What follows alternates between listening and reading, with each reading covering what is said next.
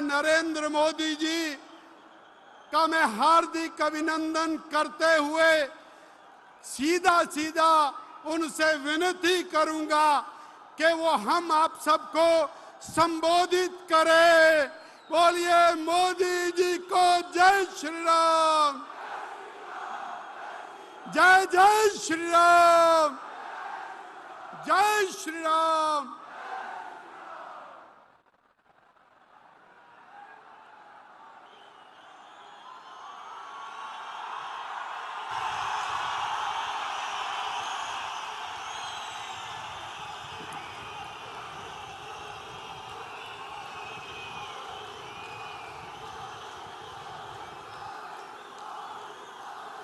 भारत माता की, भारत माता की, भारत माता की। सौभी के मेरी ढाल, सौभी के राम राम।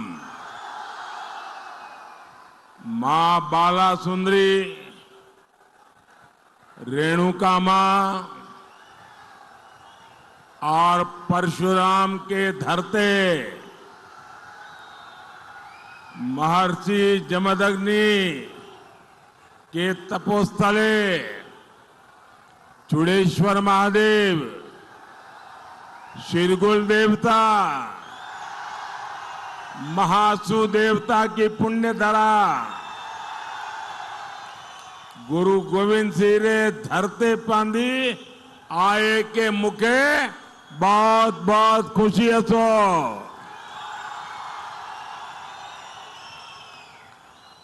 मेरे साथ बोलिए भारत माता की। आप ये तस्वीर नीचे रखिए, पीछे लोग परेशान हो रहे हैं। भारत माता की, भारत माता की। ऐसा लग रहा है कि अपने घर आया हूं।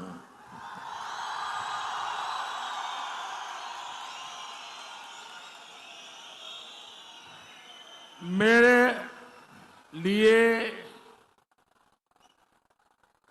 न नाहन नया है और ना ही सिरमौर नया है, लेकिन मुझे कहना पड़ेगा आज का माहौल नया है। मैं यहां संगठन का काम करता था, आप लोगों के बीच में रहता था, चुनाव भी लड़वाता था, लेकिन यहां सिरमौर में इतनी बड़ी रैली मैं खुद कभी नहीं कर पाया।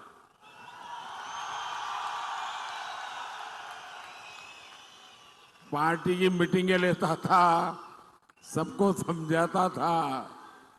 मुझे लगता है शायद यहां के इतिहास की ये सबसे बड़ी रैली होगी।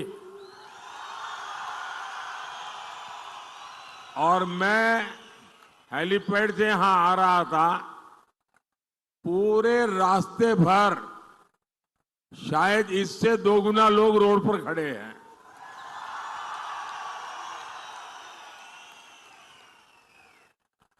आपका ये प्यार, आपका ये आशीर्वाद मुझे हमेशा हमेशा हिमाचली बना के रखता है।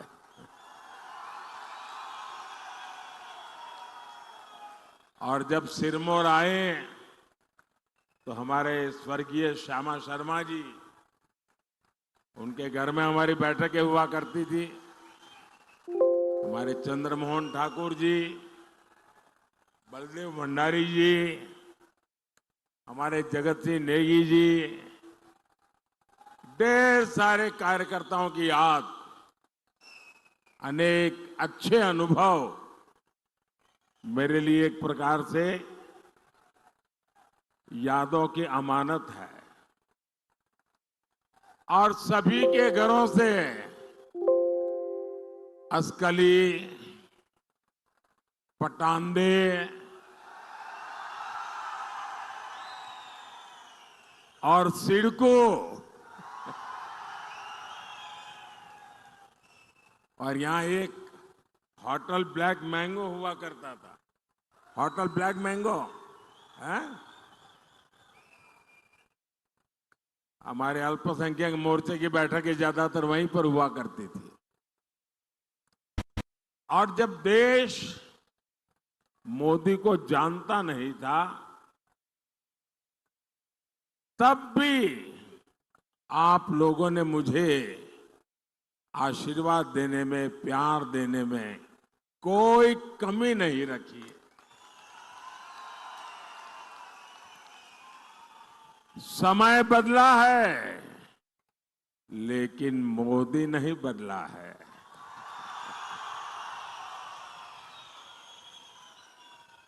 मोदी का हिमाचल से रिश्ता वही पुराना रिश्ता है। और आप लोगों को शायद खुशी होगी, जैसे मैं गर्व के साथ कहता हूं भारत का प्रधानमंत्री होने कि हिमाचल मेरा घर है, वैसे ही शायद आपको पता नहीं होगा, अफगानिस्तान के एक राष्ट्रपति थे श्रीमान करजाई, वो भी कहते थे हिमाचल मेरा घर है, क्योंकि वो शिमला में पढ़े थे। और अभी जो आपने मुझे लोहिया पहना है ना, वो उन्होंने यहीं से जाकर के अफगानिस्तान में थोड़ा फैशन डिजाइन करके उन्होंने उसका अपना पहरवेश बना दिया है जी। यानी यही हिमाचल की ताकत है कि जो इतना लगाव रखती है। साथियों, आज मैं आपसे तीसरी बार भाजपा सरकार के लिए आशीर्वाद मांगने के लिए आया हूं।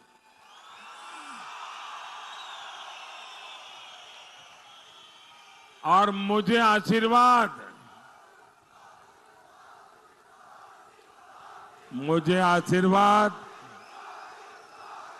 मेरे लिए नहीं चाहिए। मुझे आशीर्वाद मेरे परिवार वालों के लिए नहीं चाहिए। मुझे आशीर्वाद मेरी जात बिरादरी वालों के लिए नहीं चाहिए।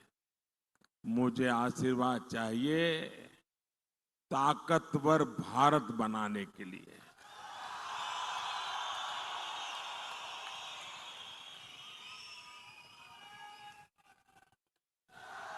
मुझे आशीर्वाद चाहिए विकसित भारत बनाने के लिए। मुझे आशीर्वाद चाहिए विकसित हिमाचल के लिए। देश में 5 चरणों के चुनाव हो चुके हैं। बीजेपी एनडीए की सरकार बननी पक्की हो चुकी है।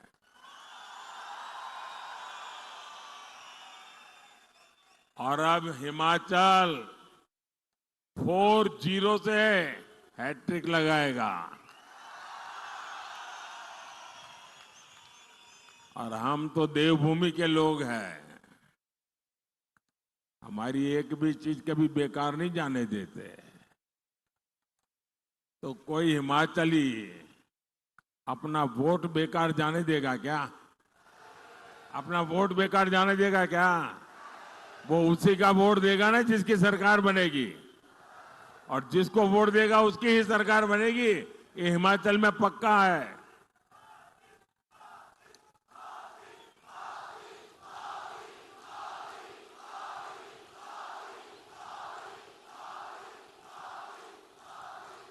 मेरे साथ बोलिए फिर एक बार, फिर एक बार, फिर एक बार।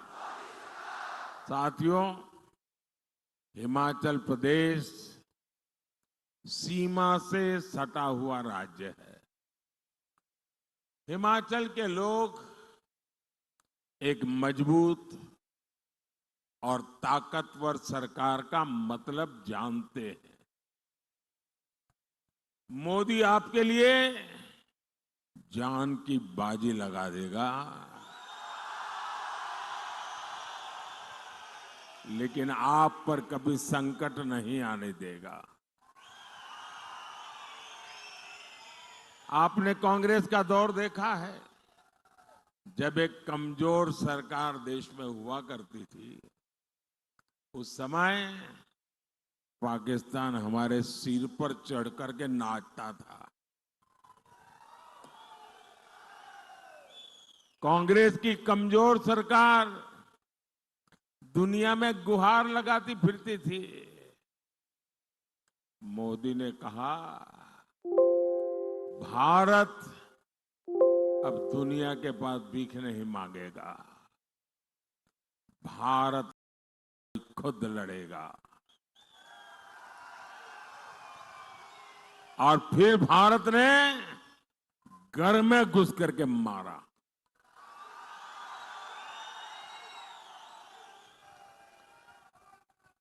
आज देखिए पाकिस्तान की क्या हालत हो गई है। साथियों, हिमाचल के ऊंचे पहाड़ों ने मुझे अपना हौसला बुलंद रखना सिखाया है। और हिमाचल की बर्फीली पहाड़ियों ने मुझे ठंडे दिमाग से काम करना भी सिखाया है। पहाड़ों ने मुझे अपना सिर गर्व से ऊंचा रखना सिखाया है। और मैं मां भारती का अपमान नहीं सह सकता। लेकिन कांग्रेस मां भारती के अपमान से भी बाज नहीं आती। कांग्रेस को भारत माता की जय कहने से ही दिक्कत है। कांग्रेस को वंदे मातरम कहने से दिक्कत है। ऐसी कांग्रेस कभी हिमाचल का भला नहीं कर सकती। साथियों, यही कांग्रेस है जिसने भारत के सीमावर्ती इलाकों को अपने हाल पर छोड़ दिया था। जब बॉर्डर स्टेट में सड़क बनाने की बात आती थी तो कांग्रेस के हाथ पांव फूल जाते थे। कांग्रेस डर जाती थी कि अगर सड़क बनाई तो उसी सड़क से दुश्मन भीतर आ जाएगा। ऐसी डरपोक सोच मोदी के मिजाज के साथ मेल नहीं खाती है। मोदी ने कांग्रेस के मुकाबले कई गुना ज्यादा पैसे दिए हैं। मोदी ने कहा है बॉर्डर पर सड़कें बनाओ, इंफ्रास्ट्रक्चर बनाओ। आज बॉर्डर किनारे सैकड़ों किलोमीटर नई सड़कें बनी है। आज बॉर्डर किनारे रहने वाले फौजियों का, हमारे लोगों का जीवन आसान हुआ है। साथियों, कांग्रेस ने 4 दशक तक फौजी परिवारों को 1 रैंक 1 पेंशन के लिए तरसाया और कांग्रेस ने एक कैसा मजाक उड़ाया। हमारे पूर्व सैनिकों की आंख में धूल झोंकी और ऐसा पाप करने में उनको शर्म भी नहीं आई। जब 2013 में भारतीय जनता पार्टी ने मुझे प्रधानमंत्री का उम्मीदवार तय किया और मेरी पहली रैली पूर्व सैनिकों की हुई थी रेवाड़ी में। और रेवाड़ी में पूर्व सैनिकों के सामने मैंने वादा किया था, मैंने गारंटी दी थी कि मैं 1 रैंक 1 पेंशन लागू करूंगा। तो कांग्रेस वाले डर गए, ये मोदी ने नया खेल खेला है तो क्या करे। तो उन्होंने रातों रात अफरा-तफरी में बजट में कहा कि हम भी 1 रैंक 1 पेंशन लागू करेंगे। लेकिन किया क्या, 500 करोड़ रुपए का टोकन डाल करके कह दिया कि 1 रैंक 1 पेंशन लागू करेंगे। ये हमारी फौज के साथ मजाक था, मजाक। ऐसे जैसे किसी बच्चे को कह दे ना कि कोई बात नहीं, शाम को तुझे मुंबई ले जाऊंगा और बच्चा सो जाए, ऐसा पाप किया था उन्होंने। जब मोदी है जिसने आकर के ओआरओपी लागू किया, 1 रैंक 1 पेंशन लागू किया और उन्होंने 500 करोड़ में खेल खेला था 2014 का चुनाव जीतने के लिए, जिसका कोई मतलब नहीं था। मोदी ने जब 1 रैंक 1 पेंशन ओआरओपी लगाया 1.25 लाख करोड़ रुपया हम फौजियों को दे चुके हैं। अब मुझे बताइए भाई, कहां 500 करोड़ और कहां 1.25 लाख करोड़? ये 500 करोड़ मजाक था कि नहीं था? मजाक था कि नहीं था? फौजियों की बेइज्जती करने का इरादा था कि नहीं था? फौजियों का अपमान था कि नहीं था? और इसलिए ही तो लोग कहते हैं, मोदी जो गारंटी देता है ना, वो गारंटी पूरी होने की गारंटी होती है।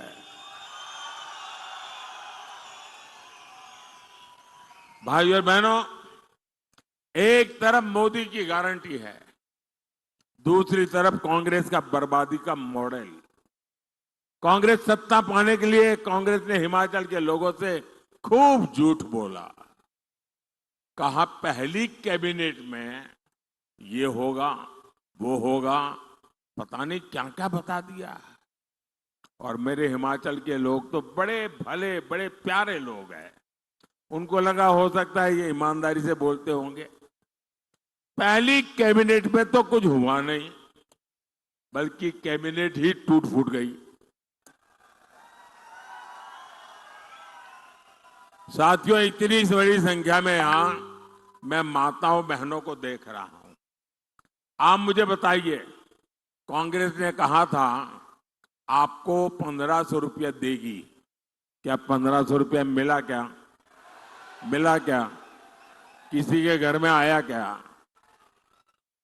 कांग्रेस ने गोबर का पैसा देने का वादा किया था, किसी को मिला? क्या जरा जोर से बताओ ना भाई, डरो मत। मिला क्या? ये अभी ज्यादा दिन रहने वाले नहीं है, आप जरा हिम्मत से बोलो। मैं नौजवानों से पूछता हूं, पहली कैबिनेट में 1 लाख नौकरियां मिलनी थी, ये वादा किया था, मिल गई क्या? अरे पूरी ताकत से बताओ ना, जरा इनके दिल्ली के आकाओं को पता चले कि कैसा झूठ का खेल आपने इस पवित्र भूमि के पवित्र लोगों के साथ किया है। अरे नौकरी छोड़ो, ये तालाबाज कांग्रेस है, तालाबाज। ये तालाबाज कांग्रेस सरकार ने नौकरी की परीक्षा कराने वाले आयोग को ही ताला लगा दिया। अब ये तालाबाज सरकार आपके भविष्य का ताला खोल सकती है क्या? दिल्ली के जिस शाही परिवार ने हिमाचल को ये धोखा दिया, उसने मुड़कर फिर यहां अपनी शक्ल तक नहीं देखी है। भाइयों बहनों, मैं पिछले 30 साल से आपके बीच रहा हूं और शायद ही कोई ऐसा वर्ष होगा जब मैंने हिमाचल आकर के इस मिट्टी को माथे पर न चढ़ाया हो। गुजरात में रहा, मुख्यमंत्री रहा, आपसे कुछ मांगा नहीं था, लेकिन आपका प्यार, आपके आशीर्वाद को कभी मैं भूल नहीं सकता हूं। मेरे पर आपका कर्ज है और मैं हर मौके की तलाश में होता हूं कि मैं हिमाचल का कर्ज कैसे उतारूं। भाई और बहनों, कांग्रेस और इंडी गठबंधन स्वार्थी है, अवसरवादी है। ये लोग, 3 चीजें आपको कॉमन मिलेगी इनमें। ये पत्रकार मित्र जरूर इस पर रिसर्च कर सकते हैं, गौर कर सकते हैं। आपको बड़ा खजाना मैं दे रहा हूं, आपको काम आ जाएगा।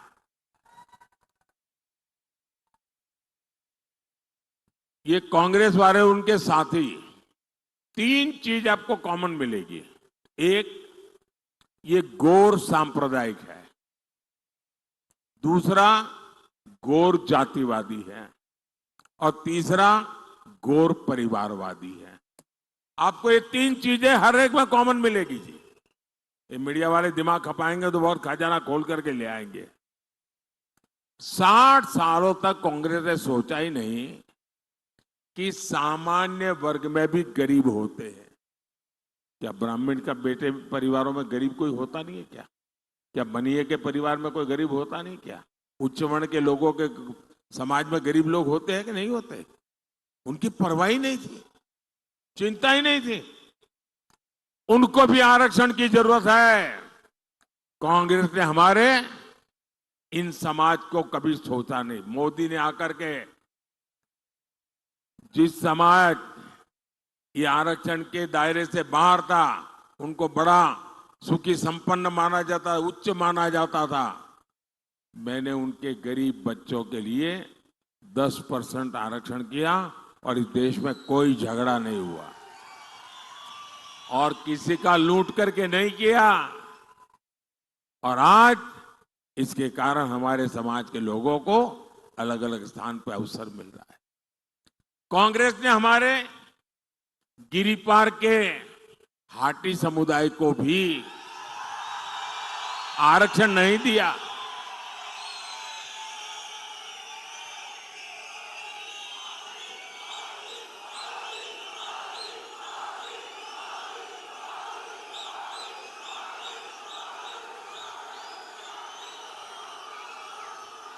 ये होता है प्यार। जब नेक दिली से काम होता है, जब न्यायिक काम होता है, तो मन उत्साह से भर जाता है, वो दिखता है जी।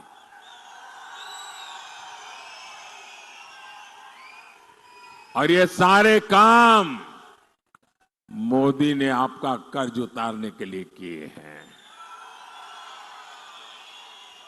साथियों, मैं आज हिमाचल के लोगों को कांग्रेस और इंडी गठबंधन की एक और साजिश से भी सावधान करने आया हूं। ये लोग, और मानिए ये चुनाव है इसलिए मैं नहीं बोल रहा हूं दोस्तों, मेरे दिल में एक आग है। ये भारत को तबाह करने के लिए कैसे कैसे खेल खेल रहे हैं और आप चौंक जाएंगे दोस्तों।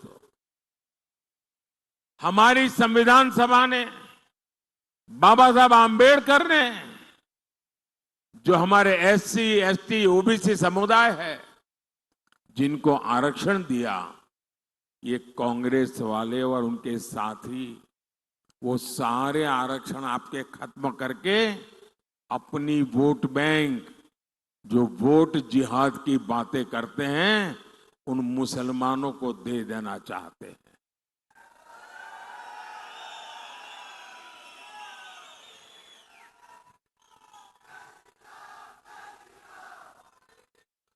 और ये सिर्फ बातें नहीं करते। कर्नाटका में कांग्रेस सरकार बनने के बाद उन्होंने कर दिया। ओबीसी के जो आरक्षण के अधिकार थे वो उनसे छीनकर मुसलमान को दे दिए। यानी देंगे ऐसा नहीं, दे दिए। और इस मॉडल पे वो काम करना चाहते हैं।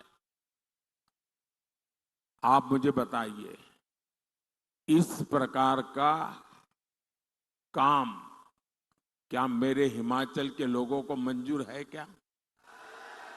जरा पूरी ताकत से बताइए ना। क्या ऐसे लोगों को आप स्वीकार करेंगे? ऐसे विचार को स्वीकार करेंगे? ऐसे लोगों का हर पोलिंग बूथ में सफाया होना चाहिए कि नहीं होना चाहिए? ये चुनाव मौका है इनको कहने का, रुक जाओ। ये चुनाव उनको कहने का मौका है, रुक जाओ, बहुत हो चुका, अब हम देश को तोड़ने नहीं देंगे। साथियों, इंडी गठबंधन की साजिश का ताजा उदाहरण पश्चिम बंगाल में सामने आया।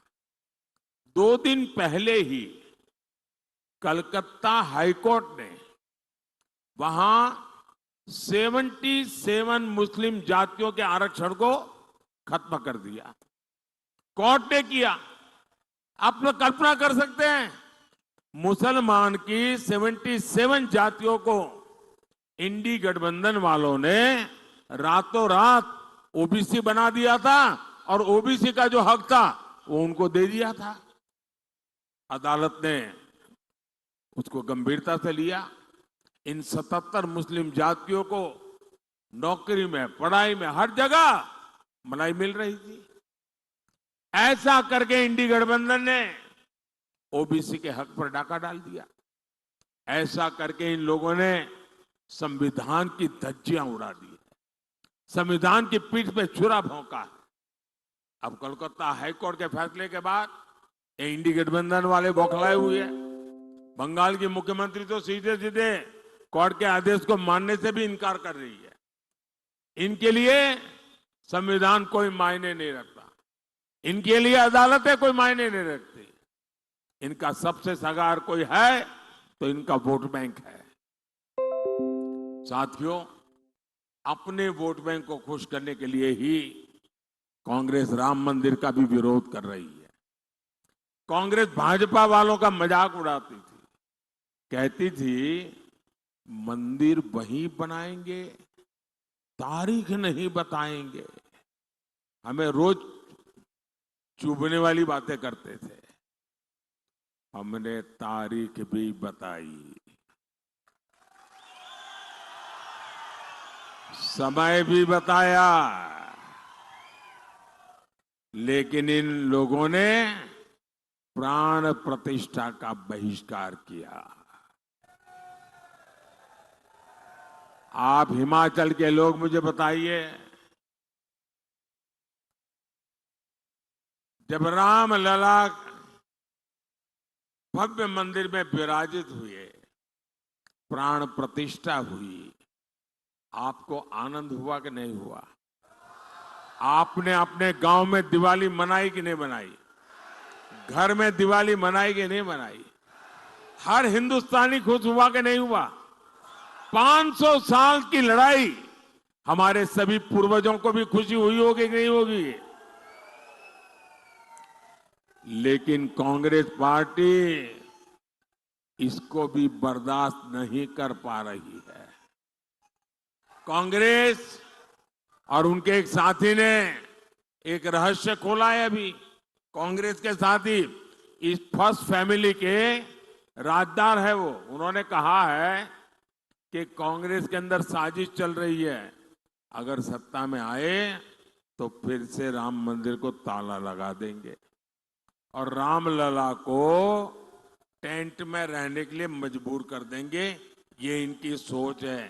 क्या ये होने देंगे? क्या आप ऐसा अवसर उनको लेने देंगे क्या? और इसलिए हर पोलिंग बूथ में इनकी सफाई करना जरूरी है। मेरा जो स्वच्छता अभियान है ना, ये चुनाव के दिन 1 तारीख को आपको मजबूती से करना है।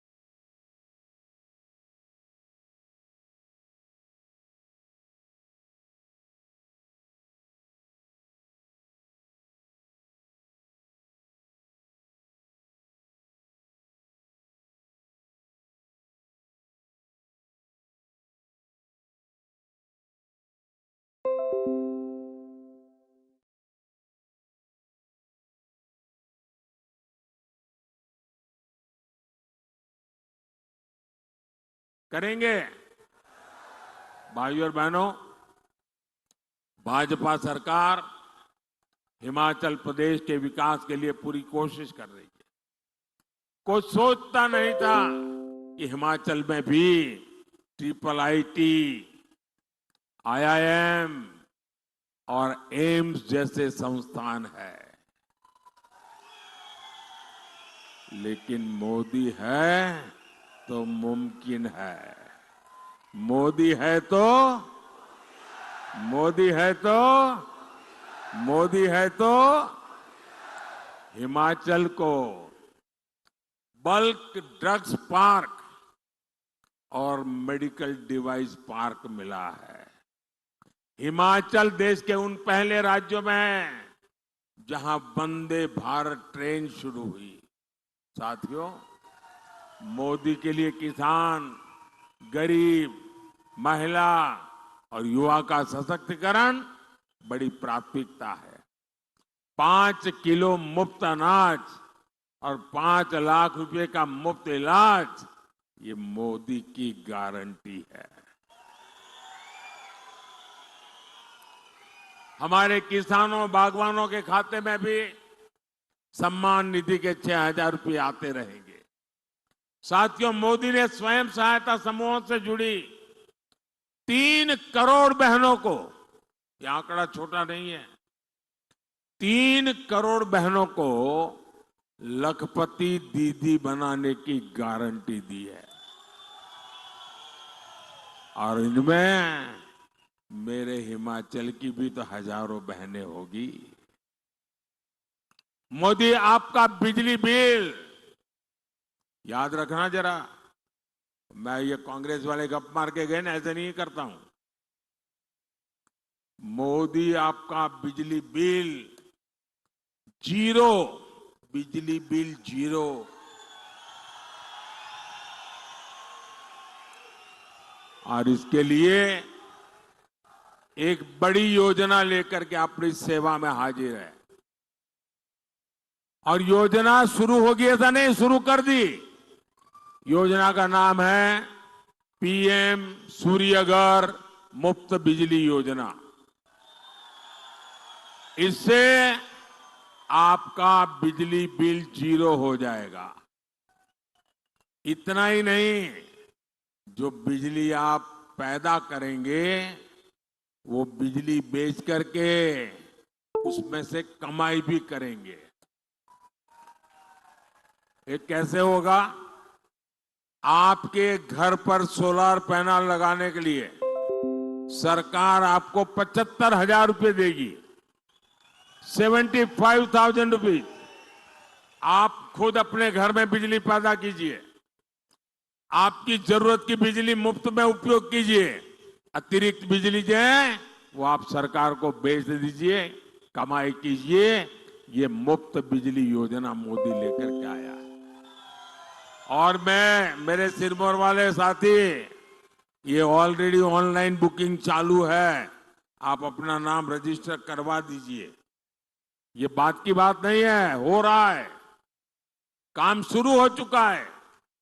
जैसे मोदी ने पहले गारंटियां पूरी की, वैसे ही ये गारंटी भी मोदी पूरी करेगा।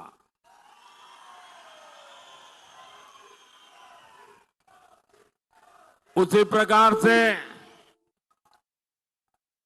साथियों, जो मुफ्त अनाज योजना है, क्योंकि मोदी का संकल्प है गरीब के घर का चूल्हा जलते रहना चाहिए, गरीब का बच्चा भूखा सोना नहीं चाहिए। और इसलिए मुफ्त अनाज योजना अगले 5 साल के लिए चालू रहेगी। साथियों, आपको शिमला लोकसभा सीट से हमारे बहुत निकट साथी भाई सुरेश कश्यप जी को भारी वोटों से विजयी बनाना है।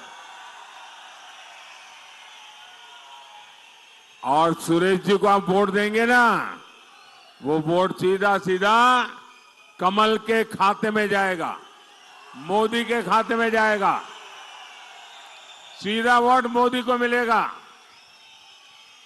हर गांव जाएंगे, ज्यादा से ज्यादा मतदान कराएंगे, हर पोलिंग बूथ में जिताएंगे। अच्छा, मेरा एक काम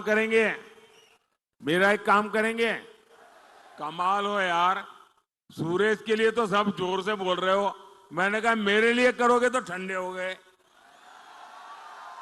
करोगे? ये पॉलिटिकल काम नहीं है, करोगे? चुनाव वाला काम नहीं है, करोगे? मेरा पर्सनल है, करोगे? पक्का करोगे? एक काम कीजिए, देखिए जब मैं हिमाचल में था तो गांव गांव भटकता था, लोगों के घर जाता था, मिलता था। अब आप लोगों ने मुझे ऐसा काम में लगा दिया कि मैं सबके पास जा नहीं पाता हूं, मिल नहीं पाता हूं। तो मेरा एक काम कीजिए, ज्यादा से ज्यादा परिवारों में जाइए, ज्यादा से ज्यादा लोगों को मिलिए और जाकर के कहना कि मोदी जी सिरमौर आए थे, मोदी जी ने आपको प्रणाम कहा है, मेरा प्रणाम पहुंचा देंगे, हर घर में मेरा प्रणाम पहुंचा देंगे, पहुंचा देंगे, पक्का पहुंचा देंगे। दूसरा काम, दूसरा काम, दूसरा काम, हम तो देवभूमि के लोग हैं, हमारे यहाँ हर गांव के अपने देवी देवता होते हैं, अपने देवता होते हैं, देवता का आगमन होता है, हर गांव के अंदर एक पूजा स्थल होता है। आप सब मिलकर के गांव में जाके मेरी तरफ से मत्था टेकना, आशीर्वाद मांगना, देवी देवताओं के आशीर्वाद मांगना, ताकि विकसित भारत का सपना हम जितना जल्द हो सके पूरा कर सके। मेरे साथ बोलिए, भारत माता की, भारत माता की, भारत माता की। बहुत बहुत धन्यवाद।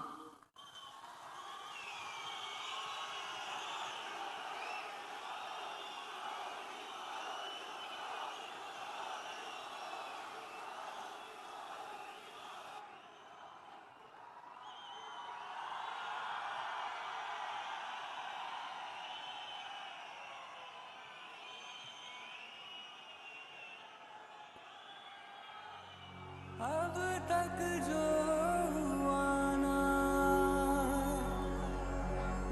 देखा नहीं सुनते हैं,